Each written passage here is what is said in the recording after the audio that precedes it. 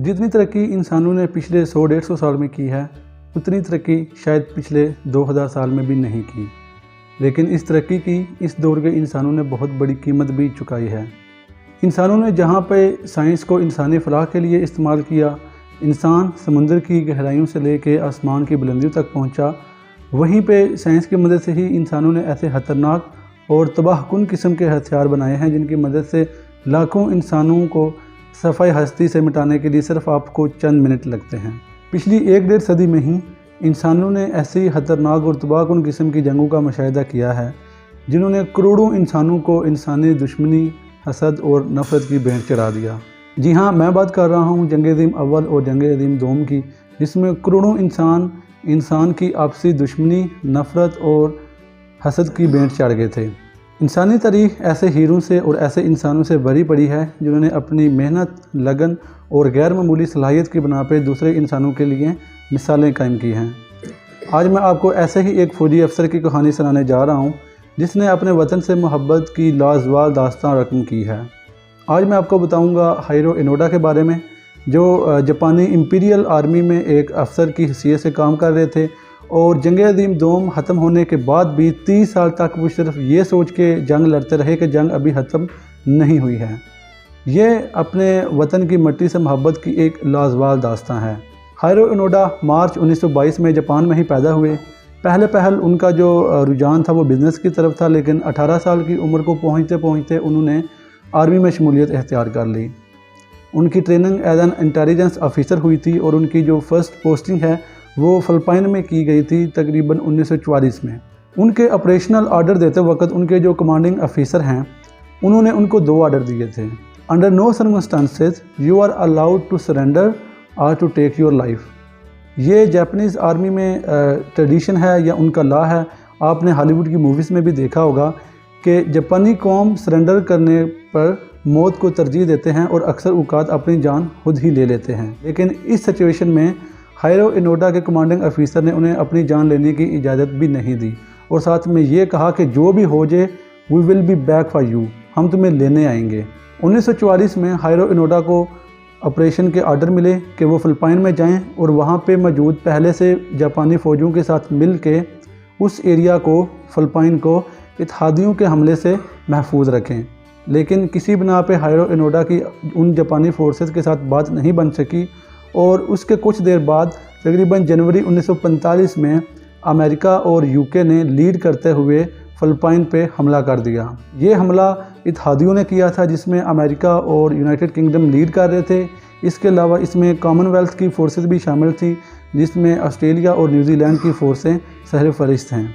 जैसे ही इत्तेहादियों ने फ़िलिपाइन पे हमला किया, जो जापानी फ़ोर्सेस थी उन्होंने विड्रॉ कर दिया, उन्होंने सरेंडर कर दिया। लेकिन हिरो ओनोडा ने सरेंडर करने से इनकार कर दिया और अपने 3 साथियों समेत वो पहाड़ों में रूपोश हो गए। अगले 30 साल तक वो गुरिल्ला वार वहाँ पे करते रहे, सिर्फ ये सोच के कि जंग अभी ख़त्म नहीं हुई है। इस अरसे के दौरान हिरो ओनोडा ने फ़िलिपाइन में तकरीबन दर्जनों किसानों को कत्ल किया, पुलिस वालों को कत्ल किया, उनके माल मवेशी जला दिए और एक तरह से गुरिल्ला वारफेयर वहाँ पे कायम करके रखी थी। इसके बाद जापान का एक टूरिस्ट है जिसका नाम सुजुकी है।